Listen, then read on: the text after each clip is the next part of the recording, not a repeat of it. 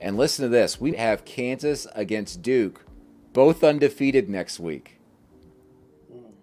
Who would have said that even a College couple game weeks day. ago? I mean, let's get them out there at this point. Hey, Tyler Chambers in the chat saying Kansas is a playoff contender. Why Hey, not? why not? They're undefeated, guys. Huh? Anything Right? is on the That's your table. logic. They're undefeated in the Big 12. They're playoff contenders. That's bad. So, okay, I want to get these Kansas schools because I think this is a big deal right now. The state of Kansas and its football programs, just two totally different situations. Carl, let's go to you first. What's going on with your Kansas State Wildcats, man? What's happening right now? Because that loss to Tulane today, ugly loss after a dominant performance a week ago against the University of Missouri. A case of drinking your own Kool-Aid a little bit and kind of thinking that you've arrived, and you go down and get knocked off by Tulane in a really, really ugly loss. You've really taken away your ability, in my opinion, to be a competitive team in terms of winning the Big 12. With a very bad loss today for Kansas State. They're going to have to try to rebound. I mean, sometimes you have a bad loss and you got to come in there and try to rebound. But Willie Fritz at Tulane is what you call an old school ball coach. And he put an old school football game on K-State today and beat them up and got the big upset. Willie Fritz, a guy that had been coming up in conversations last year about getting a Power 5 gig. I know that there's some people going, hey, maybe go to Kansas. He's going to get an opportunity here. He's a guy that builds a culture. It can come in and change things for you. And I think there's someone to kind of mark up that what we're seeing here in recent history for that is a guy like a Sam Pittman or Arkansas or Lance Leipold at Kansas, where they come in, they put it in their culture, and they get things going. They're playing hard, playing for the kids. And how about Tulane, by the way? The cojones, the onions on them to go for it on 4th and inches from their own 24-yard line in the final 2 minutes to seal that victory. Big time, big time. Trusted offensive line. It's all about the culture there. Willie Fritz has got it going there, man. I say two things real quick. Number one, it seems like everyone has something good to say about that staff at Tulane. And the other part of this, Kansas State was going to lose the moment they had all that hype surrounding a simple helmet decal change. I mean, come on, Wildcats. What are we doing? But that being said, Brandon, I want to go to you on this one because you mentioned it on the flip side in the state of Kansas. Lance Leipold. Oh, look at him leading the Jayhawks right now. He's doing some special things in Lawrence, which is a wild sentence in its own right. How do we think Lance is going to work out if he even stays at Kansas? Yeah.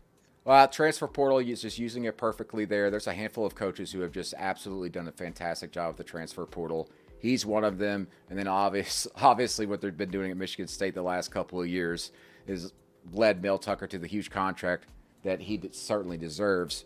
But to me, Lance Leipold's a guy that if he really wants to, he could go get a bigger Power 5 gig potentially after this season. And the one that seems just like a great fit for him would end up being Nebraska. And we were just talking about the Cornhuskers.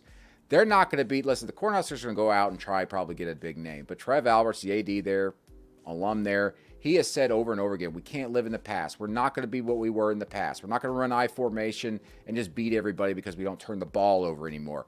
We're not going to be that type of team. They're not going to get top 2, top 5 recruiting classes. You got to get a coach that's going to fit in there and knows how to build a program.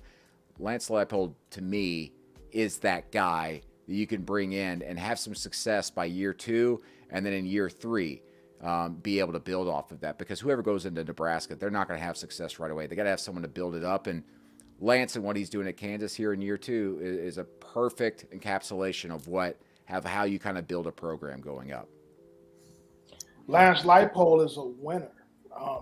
6 Division III national championships at Wisconsin Whitewater, winning the MAC at the University of Buffalo. He's been in some nondescript places where success is hard to come by.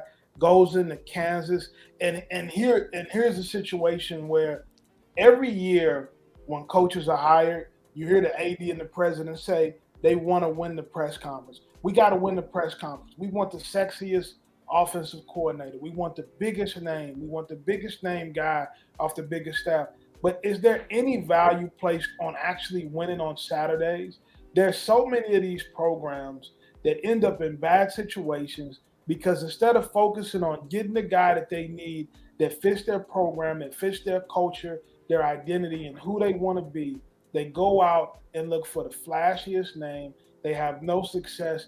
And in 3 years, they're having the same conversation again. Lance Leipold is a winner. He definitely should be in the running at Nebraska or any other job that he's interested in, because he knows how to build a program and win football games. He's a football coach. He understands how to run it from top to bottom, how to deal with the boosters and donors and the admin and the fans.